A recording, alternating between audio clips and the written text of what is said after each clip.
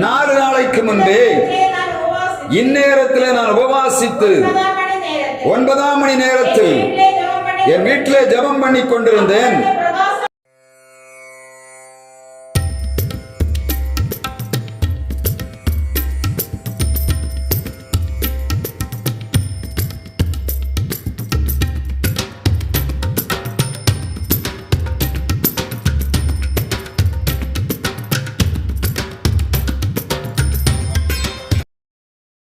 நம்முடைய பிதாவாகிய தேவனாலும் குமாரனாய் இயேசு கிறிஸ்துவினாலும் பரிசுத்த ஆவியினாலும் உங்களுக்கு கிருபையும் சமாதானமும் இந்த உபவாச கூடுகையிலே உண்டாவதாக.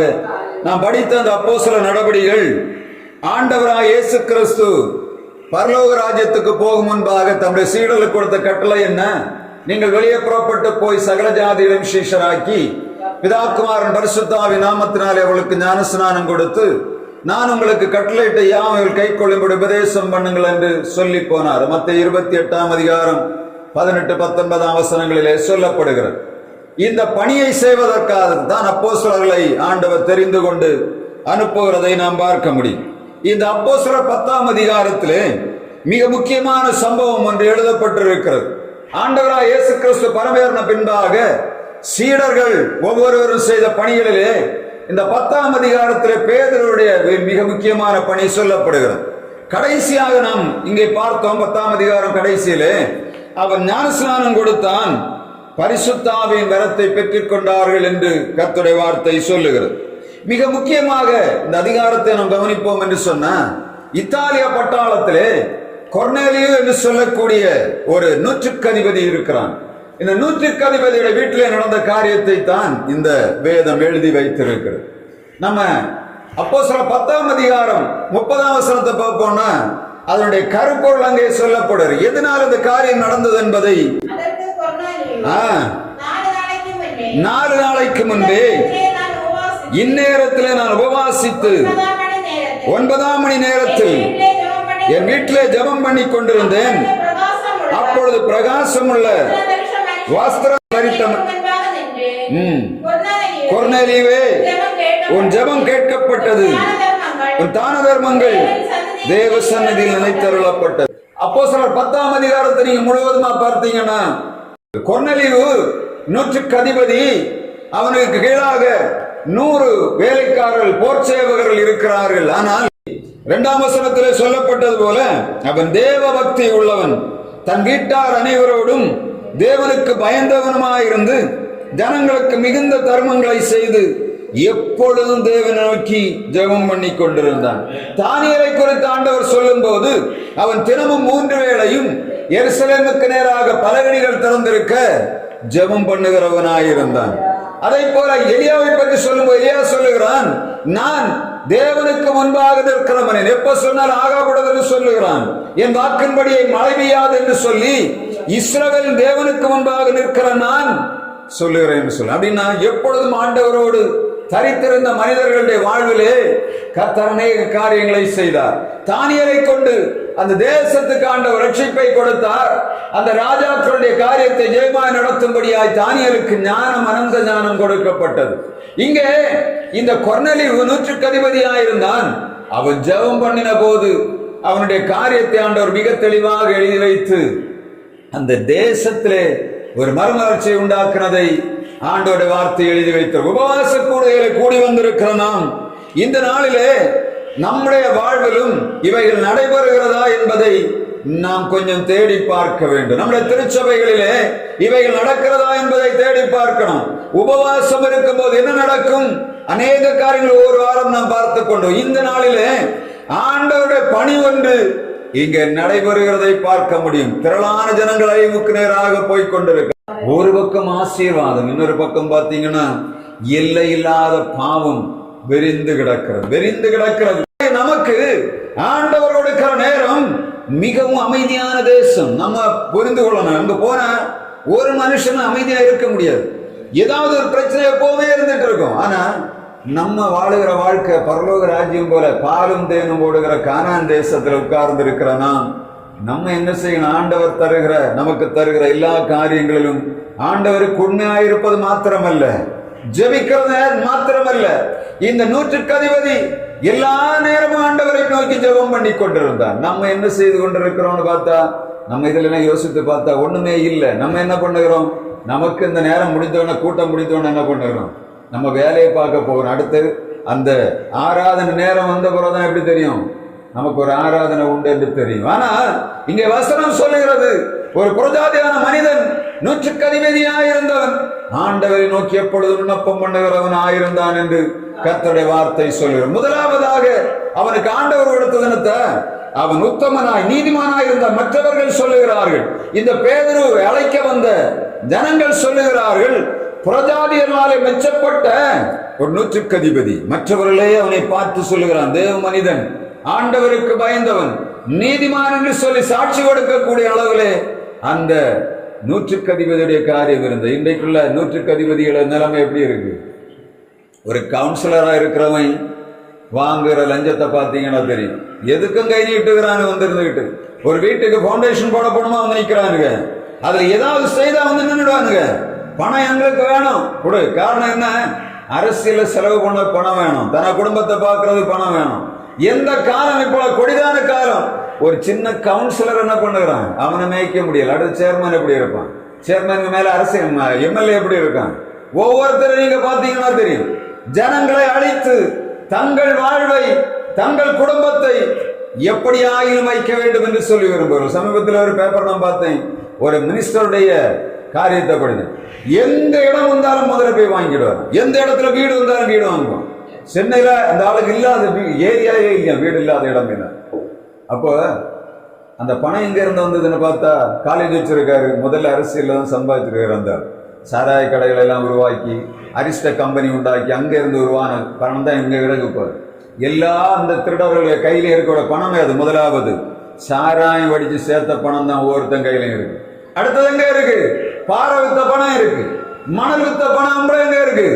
அரசியல்வாதில வீடுகளுக்குள்ள இருக்குது. இன்னைக்கு காலையில வாரம் இந்த பஸ்ல வரும்போது, நாகர்கோவில வரும்போது தான் தெரியுது. எல்லா மலைகளையும் புதுசா, பழையது இல்ல, புதுசும் தோண்டி எடுத்துட்டே இருக்கிறான். வெட்டி வெட்டி வெட்டி வெட்டி மலை முழுவதையும் கொண்டு போய் கொண்டு இருக்கிறார். எங்க போகுதுன்னு தெரியல.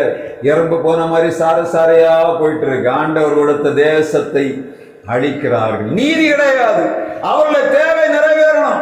நாங்க எப்படியாவது வாழணும். எங்க குடும்பங்கள் சொத்துக்கு மேல சொத்து வாங்கி சுகமா எத்தனை காலம் வைத்திருப்பாங்க? அதாவது கேட்பாரற்று கிடக்கிற நிர்மலா சீதாராமன் கலைஞர் நாட்களை பேசியிருக்காங்க. இன்சூரன்ஸ் பணமும் பேங்க்ல உள்ள பணம் கேட்பாரற்றவர்களாக 1,75,000 கோடி ரூபாய் இருக்குதான்.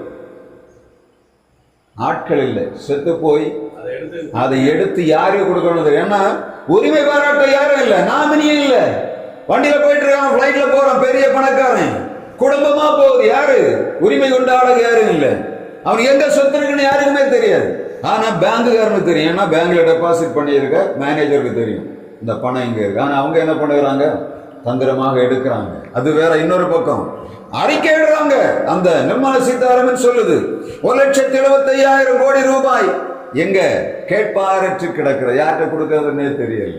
மனுஷன் சம்பாதிக்கிறதெல்லாம் எங்க போகுதுன்னு அவனுக்கே தெரியாது. அப்படிப்பட்ட சூழ்நிலைக்குள்ள இன்றைக்கு காலம் போய்கொண்ட இருக்கிற நாட்கள்ல இந்த கொர்நேலியு செய்தது மிக தெளிவாக. அவனுடைய தான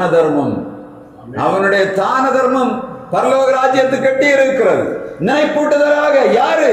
ஒரு 100க்கு அதிபதி எல்லா வேலை சம்பாதிக்கிற பணம் எல்லாவற்றையும் ஜனங்களுக்கு தான தர்மம் பண்ணுகிறவனாகும், ஜெபம் பண்ணுகிறவனாகும், எல்லா நன்மைகளையும் செய்து கொண்டிருந்தபடியினாலே வசனம் தெளிவாக சொல்லுடைய தான தர்மங்கள் ஆண்டோடைய சமூகத்தில் நினைப்பூட்டுதலாக காணப்படுகிறது. கொர்நேலியுவை போல நாம் வாழுகிறோமா இல்லையா என்று தெரியவில்லை. ஆனால் வாழுவதற்கு நாம் அழைக்கப்பட்டிருக்கிறோம். நம்முடைய வாழ்வு ஆண்டவருக்கு முன்பாக உண்மை நீதியும் உள்ளதாக இருக்கணும். முதலாவதாக.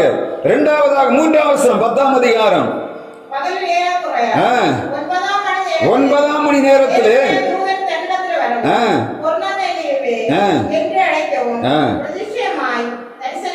பகலில் ஏறக்குறைய 9ஆம் மணி நேரத்துல என்ன பண்ணிட்டு ஜெபம் பண்ணிட்டு. 9ஆம் மணி நேரம்னா யூத காலண்டர் பிரகாரம் காலையில 6 மணிக்கு 9ஆம் மணி நேரம்.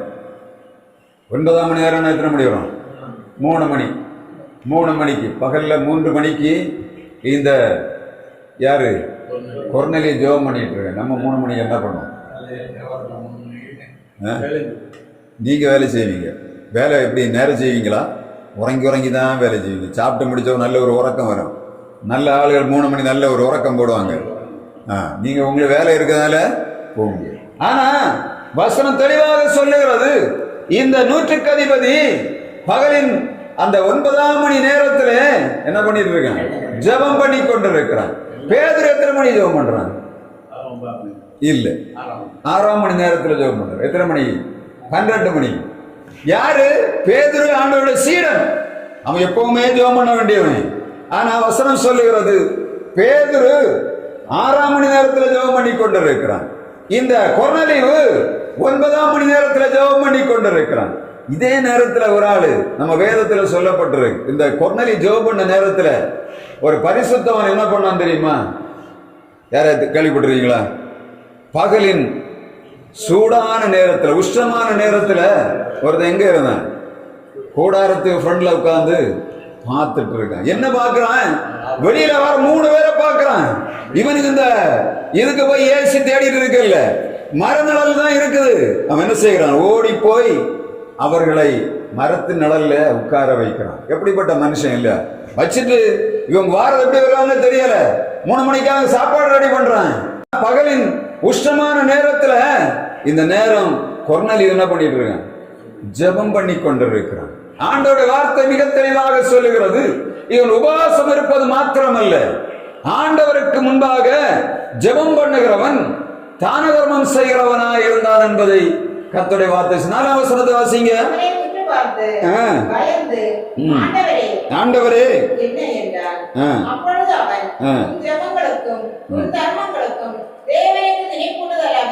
சன்னதியில் வந்துட்டு இருக்கிறார். அறிவிக்கிறது யாரு? கொர்நேலியு கிட்ட வந்திருக்கிறாரு. தேவதூதன் வந்திருக்கான். தூதன் வந்து சொல்றான். அப்படிதானே? இந்த நேரத்துல பேதுரு என்ன பண்ணுகிறான்னு பாக்குறான். பேதுருடைய வேலை என்ன? பேதுரு ஆண்டவருடைய சமூகத்தில் ஜெபிக்க வேண்டிய மனிதன். அவன் 10ஆம் அதிகாரம் 10ஆம் வசனத்திலே சொல்ல வாசிக்கலாம். பசியடைந்து சாப்பிட மனதா இருந்தான். அவள் ஆயத்தம் பண்ணுகையில் திறந்திருக்கிற. முதலாவதாக நம்ம பார்த்தோம், 9ஆம் மணி நேரத்தில் ஜெபம் பண்ணி கொண்டிருக்கிறான். தேவதூதன் அவனோடு பேசுகிறான். இங்க 6ஆம் மணி நேரத்துல இவர் என்ன பண்ணுகிறார்? ஜெபம் பண்ணி கொண்டிருக்கிற மனுஷன் பசியா இருக்கிற நேரத்தில் என்ன பண்ணியிருக்கான்? ஆண்டவரை நோக்கி பார்க்கிறானா இல்ல சாப்பாட்டு ரெடி பண்ண பார்த்து இருந்திருப்பாங்க? இவன் கண்டது சொப்பனமா தரிசனமா? சொப்பனம் கண்டான தரிசனம் கண்டான? தரிசனம். அப்படிதானே? இவனும் தரிசனம் தான் பார்க்கிறான். யாரு? கொர்நேலியு தரிசனம் காண்கிறான். அதை போல பேதுரு தரிசனம் காண்கிறான். 2 பேருக்குள்ள வேலை என்ன தெரியுதா? ஆண்டவர் கொர்நேலியோட பேசிட்டு சொல்றாரு. என்ன சொல்லுகிறார்? நீ ஆள் அனுப்பு. எங்க? அங்க ஒருத்தன் பசியோட இருக்கிறான்னு சொன்னாரு. அங்க ஒருத்தன் இருக்கான், அவன் உனக்கு சொல்ல வேண்டியது அவன் சொல்லுவான். அதனால நீ முதல்ல ஆள் அனுப்பன்னு சொல்லுகிறான். இங்க பேதுரு என்ன சொல்லுகிறார்? ஏய், நீ வந்து ஆண்டவர் ஒரு தரிசனத்தை காட்டி. இப்பதான் நம்ம பாஸ்டர் என்ன பண்ணாரு? நோவாய பேழைக்குள்ள யாரெல்லாம் இருந்தா?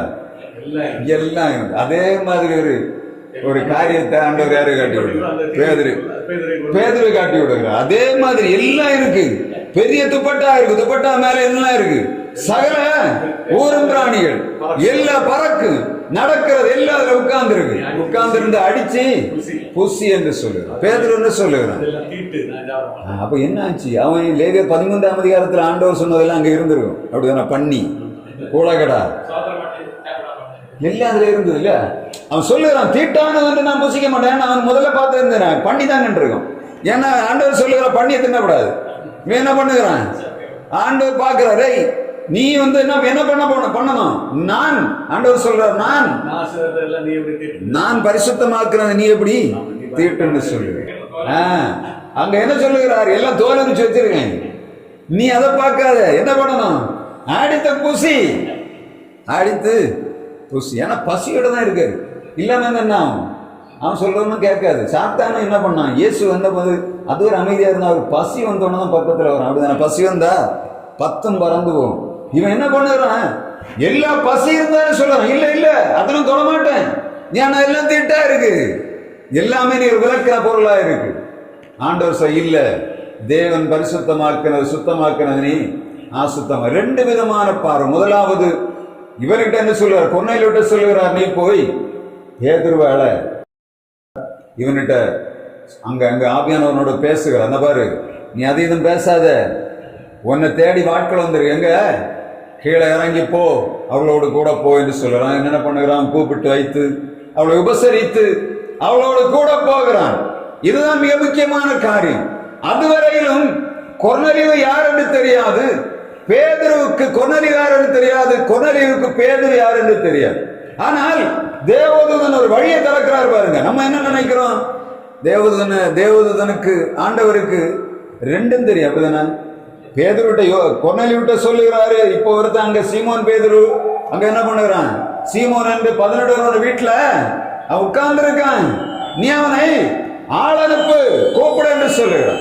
அதே வேளையில பேதுருட்ட சொல்லுகிறார், எப்படி, உன்னை தேடி ஆள் வருது, நீ என்ன பண்ற, அவங்க கூட போகணும். அவனுக்கு தரிசனத்துல பேசுகிறார், இவனுக்கு ஞானம், இவனுக்கும் ஆவியில பேசணும்னு போகிறான், அங்கே போகிறான். அதுக்கு பிறகுதான் காரியங்கள் நடக்கிறது. இப்பொழுது எல்லாவற்றையும் கொர்நேலியு விசாரித்து கொர்நேலியுட்ட வருகிறான். பேதுரு கேட்கிறான், எதுக்காக என்னை அழைத்தாய்? அதுக்கு அவன் சொல்லுகிறான், 4 நாளைக்கு முன்பாக நான் உபவாசித்து ஜெபித்துக் கொண்டிருக்கும் போது உன்னை கூப்பிடும்படியாக தேவதூதன் என்னிடத்திலே சொன்னார், அதனால தான் உங்களை கூப்பிட்டு இருக்கேன் என்று சொல்லுகிறான். கர்த்தர் ஒரு ஊழியத்தை செய்ய ஒரு மனிதனுக்கு ஒப்பு கொடுக்கும் போது அவர் 2 விதத்திலும் பேசுகிறவராக இருக்கிறார். அப்படின்னா அநேக ஜனங்கள் அந்த வார்த்தைகளை சொல்லுகிறதை நான் கேட்டிருக்கேன். ஒரு இடத்துக்கு சமீபத்தில் ஒரு ஆளு ஒரு ஒரு ஒரு காணொலியை பார்த்தேன். அவர் என்ன சொன்னார்னா, ஆண்டவர் அவரை ஒரு இடத்துக்கு போக சொல்லுகிறார், கையில காசு ஒன்றும் இல்லை, ட்ரெயின்ல போனோம். அப்பொழுது இவர் வந்தாச்சு, எல்லாம் ஒதுங்கி, ஆண்டவரே நீர் சொன்ன உண்மைதான், நான் போற தெரியுது, ஆனா என்னிட காசு இல்லை. இப்ப என்ன பண்ணுகிறார், வெளியே வருகிறார், ரயில்வே ஸ்டேஷன் வரை வந்தாச்சு. ரயில்வே ஸ்டேஷன் வாரது வர போராட்டம். ஆண்டவர் தான் அழைத்தாரா, ஆண்டவர் தான் கொண்டு போக சொன்னாரா, இங்க போக சொன்னாரா என்ற கேள்வி. திடீர்னு ட்ரெயின் தூரத்தில் வந்து கொண்டிருக்கிறது. ஒரு மனிதன் ஓடி வந்து அவர் கையில காசை கொடுத்து விட்டு ஓடி விட்டாங்க, என்னன்னே தெரியாது. உடனே போனா டிக்கெட் எடுத்தார், வண்டி ஏறி போன. கர்த்தர் அப்படி இந்த காலங்களிலும் ஊழியங்களை செய்கிறவராக இருக்கிறார். ஆண்டவர் ஒரு காரியத்தை செய்கிறார் என்று சொன்னா அது விருதாவா செய்ய மாட்டார். அவர் மேலே இருந்து பார்த்து கொண்டிருக்கிறவர் கீழே உள்ள காரியத்தையும் பார்க்கிறார், செய்ய வேண்டிய பணி எங்க கொடுக்கணும் என்று பார்க்கிறார். எல்லாவற்றையும் ஒழுங்குபடுத்துகிற ஆண்டவர் இருக்கிறார் என்பதை நாம் இந்த வேத பகுதியின் மூலம் கண்டுகொள்ளணும். ஏன்னா அநேக நேரங்களில் தெரிவதில்லை, நம்ம செய்யறது ஒண்ணு நமக்கு நம்முடைய இஷ்டப்படி செய்கிறதாக நினைக்கிறோம், நம்ம இஷ்டப்படி ஒண்ணுமே செய்ய முடியாது. கொர்நேலியுடைய காரியத்தை நாம் எடுத்து என்ன ஆண்டவர் தந்தாருன்னா, உபவாசம் பண்ணி ஜெபம் பண்ணி கொண்டிருக்கும் போது கொர்நேலியுடைய வாழ்க்கையில ஆண்டவர் செய்த மிக முக்கியமான நம்முடைய வாழ்வில் செய்யத்தக்கவராக இருக்கிறார். அநேக நேரங்களில் போராடுகிறோம், என்ன செய்யறது, என்னுடைய வாழ்க்கையை தான் நான் சொல்லிட்டு இருக்கேன். என்னன்னா தன்னுடைய பிள்ளைகளை ஆண்டவர் என்ன பண்ணுகிறார், சரியாக நடத்துகிறவராக இருக்கிறார். மேலிருந்து கீழே வர நம்முடைய வாழ்வு முழுவதும் அவருடைய கருத்தில் இருக்கு. நம்ம இஷ்டத்துக்கு ஒண்ணுமே செய்ய முடியாது. இதுதான் நான் சாட்சி. நான் எவ்வளவு முயற்சி எடுத்து பார்க்கிறேன், எதை செய்யணும்னு பார்க்கிறேன், என்ன நடக்குது, அவருடைய சித்தம் இல்லாமல் ஒன்றும் நடக்காது. நம்ம நினைக்க வேண்டிய காரியம், ஆண்டவரே நீர் தருகிற நன்மை எல்லாம் நீர் தாரது, நீர் நடத்தி வருகிற பாதையெல்லாம் நீர் நடத்தி வருகிறது. அநேக நேரங்களில் மற்றவருடைய லைஃபை கம்பேர் பண்ணி பார்ப்போம், ஆண்டவரே ஏன் என்னுடைய வாழ்வு மாத்திரம் எப்படி இருக்கிறது. ஆண்டவருடைய வசனம் மிக தெளிவாக சொல்லுகிறது, உபவாசம் இருந்து ஜெபித்த கொர்நேலியுவுக்கு ஆண்டவர் பேசுகிறார், இவன் செய்ய வேண்டியதை அந்த பேதுருவுக்கு ஒப்பு கொடுக்கிறார். பேதுரு போகிறான். அப்பொழுது பேதுரு பேசத் தொடங்கி, தேவன் பட்சபாதம் உள்ளவர் அல்ல என்றும் எந்த தினத்தினாயிலும் அவருக்கு பயந்திருந்து நீதியை செய்கிறவன் எவனோ அவனே அவருக்கு உகந்தவன் என்றும் நிச்சயமாய் அறிந்திருக்கிறான். இதுவரையில நம்ம சொன்னோம் இல்ல, கொர்நேலியு யாரு, யூதன் அல்ல. அவன் சொல்லுறான், அதுதான் சொல்றான், எந்த ஜனத்தினாயினும் கர்த்தருக்கு பயந்து அவருடைய வழிகளில் நடக்கிறவனை யார் என்ன பண்ணுவார், ஆண்டவர் தெரிந்திருக்கிறார். அவர் பட்சபாதம் இல்லாதவர். மிக தெளிவாக ஒரு உபதேசத்தை ஆரம்பிக்கிற ஆண்டவர் யாரு, பட்சபாதம் பார்க்கிறவர் இல்லை. அது காரணம் என்ன, அங்க ஒரு தரிசனத்தை ஆண்டவர் கொடுத்தார். என்ன தரிசனம், தேவன் சுத்தமாக்கினவைகளை நீ அசுத்தமாக எண்ணாதே என்று சொல்லி முதலாவதானுக்கு அந்த காரியத்தை சொல்லிவிட்டு தான் என்ன பண்ணுகிறார், இங்கே அனுப்புவார். அவனுக்கு தெளிவாக தெரிந்தது, ஆண்டவர் என்னை அனுப்பி இருக்கிறார். வந்தவுடன் கன்ஃபார்ம் பண்ணுகிறார். இல்ல, கொர்நேலியுஸ்ட பேசுகிறார். என்ன நடந்தது, நான் எதுக்காக அழைக்கப்பட்டேன்னா, தான் வந்த நோக்கமும் ஆண்டவர் அனுப்பினதும் இந்த மனிதன் பேசுகிற சரியா இருக்கிறது. இப்ப அவனுக்கு தெரிந்தாச்சு. இப்ப என்ன நான் உபதேசம், நான் என்ன பண்ண, ஆண்டோட சுவிசேஷத்தை அறிவிக்க வேண்டிய நேரம் என்பதை அவன் தெரிந்தபடி நான் முதலாவது சொல்லுற கர்த்தர் பட்சபாதம் இல்லாதவர். இரண்டாவதாக 36ஆம் வசனத்திலே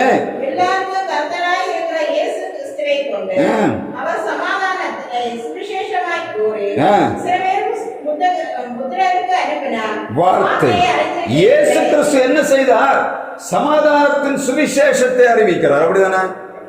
அது யார் மூலமாக வெளிப்படும்? யோவான் சொல்லுகிறார், இதோ உலகத்தின் பாவத்தை சுமந்து தீர்க்கிற தேவ ஆட்டுக்குட்டி, அவனை கொண்டுதான் சுவிசேஷத்தின் ஆரம்பமானது விதைக்கப்படுகிறது. அதுக்கு அடுத்த வசனம் சொல்லுகிறது, நசரா இயேசுவை தேவன் பரிசுத்த ஆவியினாலும் வல்லமையினால் அபிஷேகம் பண்ணினார். தேவன் அவருடனே கூட இருந்தபடியினாலே அவர் நன்மை செய்கிறவராயும் பிசாசின் வலையில் அகப்பட்ட அநேகரையும் குணமாக்குகிறவராயும் சுற்றி நடந்தார்.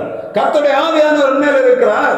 தரித்திரருக்கு சுவிசேஷம் அறிவிக்கும்படியாய் என்னை அபிஷேகம் பண்ணினார் என்று இயேசு இதைத்தான் சொல்லுகிறார். இந்த வார்த்தை எப்படி வெளிப்படுகிறது? பேதுருவின் மூலமாக ஆண்டவராக இயேசு கிறிஸ்து சமாதானத்தின் சுவிசேஷத்தை அறிவித்தார். பிணியாளிகளை சுஸ்தமாக்கினார். பிசாசு பிடியில் அகப்பட்ட ஜனங்களை விடுதலையாக்கும்படியாக வல்லமையும் அதிகாரம் உள்ளவராக சுற்றி நடந்தார். பேதுருடைய நோக்கம் என்ன? அவன் வளவளன் ஒண்ணுமே பேசல. என்ன பண்ணுகிறான்? அவன் இயேசுவை பற்றி முதலாவது அவர் சமாதானத்தின் சுவிசேஷத்தை அறிவிக்கிறவர் என்று முதலாவது பறைசாற்றுகிறான். சமாதானம் நடந்து கிடக்கிற குடும்பங்களுக்கு சமாதானத்தை கொடுக்க வந்தவர் இயேசு என்று சொல்லுகிறான். இரண்டாவதாக பிசாசு பிடியிற்காக அகப்பட்டிருக்கிற ஜனங்கள், பிணியாளிகளுக்கு இயேசு வைத்தியராக இருந்தார் என்று அவருடைய வல்லமையும் அவருடைய மகிமையும் அவருடைய அதிகாரத்தையும் பறைசாற்றுகிறான். மூணாவது சொல்லுகிறான், இவைகளை அறிவிக்கும்படியாக ஆண்டவர் எங்களை தெரிந்து கொண்டார். அதைத்தான் நான் என்ன பண்ணுகிறேன், உங்கள்கிட்ட வந்திருக்கிறேன். சொல்லி முடித்தவுடன் என்ன நடக்குது? அடுத்த வசனம் வாசிங்க. அவரை விசுவாசிக்கிறவன் எவனோ அவன் அவருடைய நாமத்தினாலே பாவமன்னிப்பை பெறுவான் என்று தீர்க்கதரிசியே எல்லாரும் அவரை குறித்தே சாட்சி கொடுக்கிறார்கள் என்றான். தீர்க்கதரிசிகளை கொண்டு சாட்சி கொடுக்கிறார்கள். இயேசு இவைகளை செய்கிறவர்கள் சாட்சியோட. அதுக்கு அடுத்த வசனம், இவன் பேசிக்கொண்டிருக்கையில் பரிசுத்த ஆவியானவர் இறங்கினார். அவர் பல பாஷைகளை பேசுகிறதையும் தேவனை புகழுகிறதையும்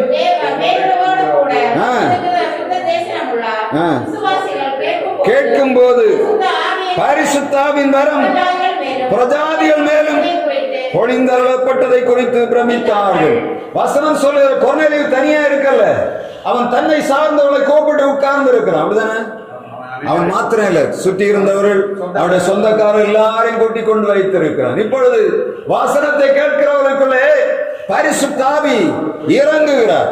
சீடர்களுடைய காரியத்திலே மேல் வீட்டறையிலே பெந்தேகோஸ்தே நாளிலே நடந்த அதே காரியம் அங்கே என்ன பண்ணுகிறது, நடைபெறுகிறது. அப்பதான் சொல்லுகிறார்கள், யூதர்களுக்கு மாத்திரமல்ல பிரஜாதிகளுக்கும் ஆண்டவர் பரிசுத்த ஆவியை ஊற்றுகிறார் என்று சொல்லி அந்த நேரத்தில் அவருடைய கண்களுக்கு முன்பாக வெளிப்பட்டது. எப்படி அந்நிய பாஷையில பேசுகிறார்கள், ஆண்டவரை புகழுகிறார்கள். இப்பொழுது ஆண்டவருடைய வார்த்தை மிக தெளிவாக நிறைவேறுகிறதை அங்கே பார்க்கும். மாம்சமான யாவர் மேலும் என் ஆவியை ஊற்று. ஏவல் 2ஆம் அதிகாரத்திலே வசனம் சொல்லுகிறோம், கடைசி நாட்களிலே மாம்சமான யாவர் மேலும் என் ஆவியை ஊற்றுவேன் என்று சொன்ன ஆண்டவர் அந்த நேரத்திலே ஊற்றி கொண்டிருக்கிறதை நாம் பார்க்க முடியும். இப்பொழுது பின்மாறி காலத்தில் நாம் வந்திருக்கிறோம். முன்மாறி காலத்திலே இயேசுடைய காலத்திலே ஊற்றப்பட்ட அதே பரிசுத்த ஆவி ஊற்றப்பட வேண்டும். ஆனா என்ன நடக்குது?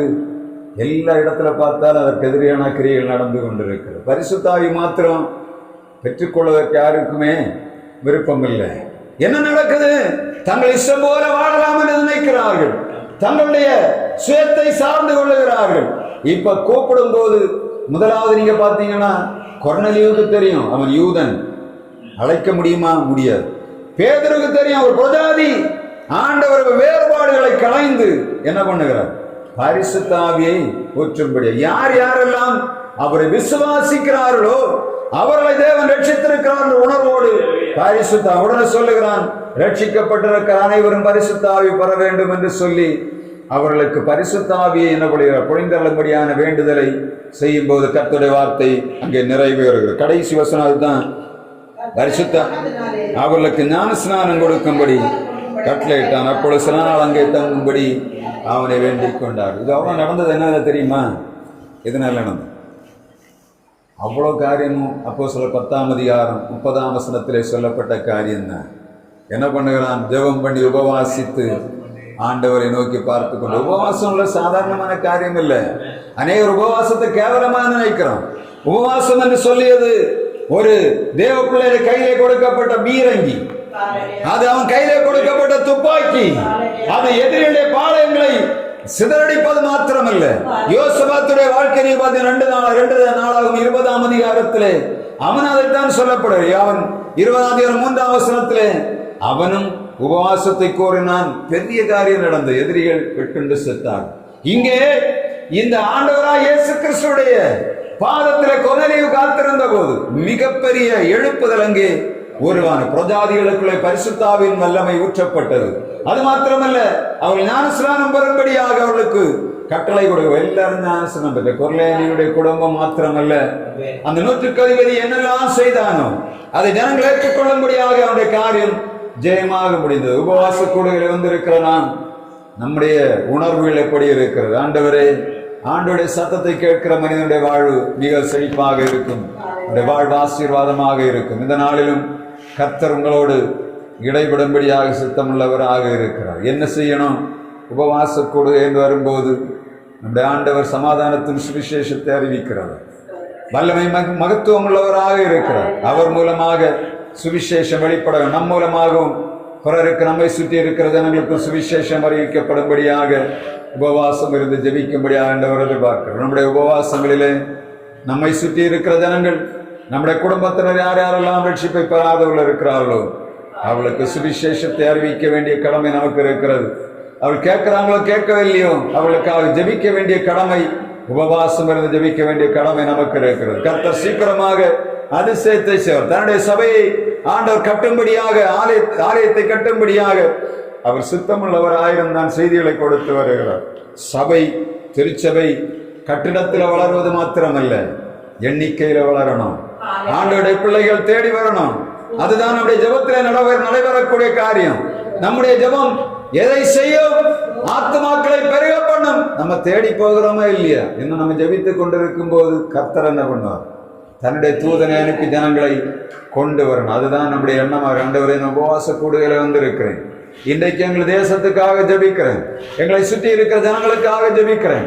அநேகர் வந்து போனவர்களுக்காக ஜெபிக்கிறேன். ஆண்டவரே, இவர்களோடு பேசி திரும்ப கொண்டு வர வேண்டும் என்று சொல்லுவீர்கள் என்று சொன்னா இன்னும் ஆத்துமாக்கள் நிறைய நம்முடைய தேசத்திலே மிகவும் ஆரவாரத்தோடு இந்த இடத்துல ஆண்டவருடைய ஊழியத்தை நாம் செய்ய முடியும். அதற்கு ஆண்டவர் இரக்கம் பாராட்டுவாராக. இந்த நாள் உபவாச கூடுதலை வந்திருக்கிறவங்களையும் ஆண்டவர் தொடர்ந்து ஆசீர்வதிப்பாராக.